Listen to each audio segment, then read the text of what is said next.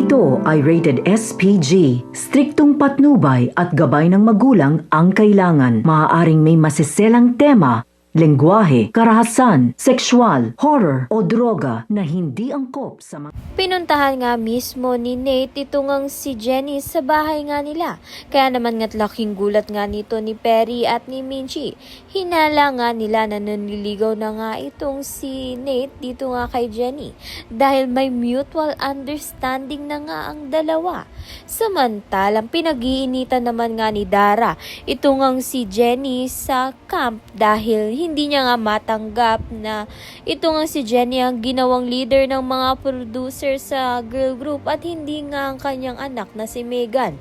Hindi nga mapapayag ni Dara ang kagustuhan nga niyang ang anak nga niyang maging leader dahil may kulang nga ito sa boses at si Jenny nga ang karapat-dapat na maging leader sa girl group, kaya naman nga't wala na nga magagawa itong si Dara at si Megan.